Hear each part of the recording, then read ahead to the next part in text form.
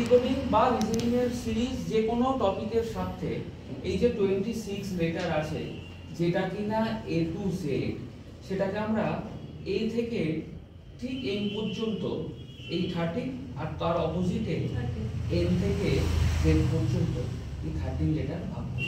ঠিক আছে, এটা সবে মনে রাখার জন্য আবার একটা শ্লোক আছে, আদি অনন্ত চলছে। কিরকম? A to Z আমরা বলি তো কথায় কথায়, দেখ এর অপোজিটে Z আছে। আমরা বলি বয়, দেখ বি এর অপোজিটে ওয়াই। কোরেক্স সিরাপের নাম শোনা গেছে, সি এর অপোজিটে এক্স। মাউন্টেন ডিউ জানি, দেখ বি এর অপোজিটে ডাব্লিউ।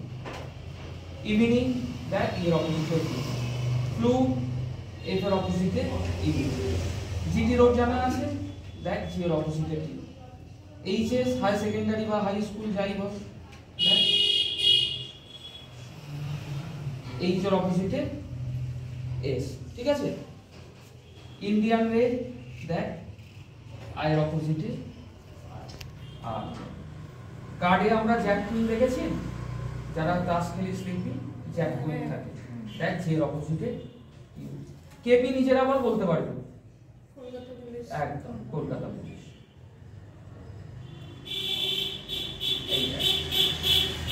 এটা হচ্ছে LOVE লাভ, আর এটা হচ্ছে ম্যান। নিজেরা দুবার নিজেদের মনে জাস্ট বল, মুখস্থ হয়ে যাবে কার অপোজিটে কি আছে। A to Z boy, Corex, dew, evening, flu, GT road, high school, Indian rail, jack queen, Kolkata police, love, man. এরকম কোনো একটা রুলস নয়। কেউ যদি বলে এইচএসটা হাই স্কুল না মুখস্থ করে আমি হরিদাস সাঁতরা মুখস্থ রাখবো, সেও রাখতে পারে। ঠিক আছে, এরকম কোনো রুলস নেই, যার যেটা মনে হবে। ঠিক আছে, একটা জিনিস লক্ষ্য করবো যে এই যে অপোজিট দুটো লেটার, আমাদের টোটাল লেটার তো 26, এর পজিশন 1, জেড 26, দেখ যোগ করে আমরা 27 পাচ্ছি। ঠিক আছে, মানে অপোজিট দুটো লেটারে প্লেস ভ্যালু অ্যাড করলে সবসময় 27। যেখান থেকে ইচ্ছা তো ডি কত 4, ডাব্লিউ 23, দেখ 27। ঠিক আছে, এইভাবেও কিন্তু আমরা অপোজিট লেটার বের করতে পারি।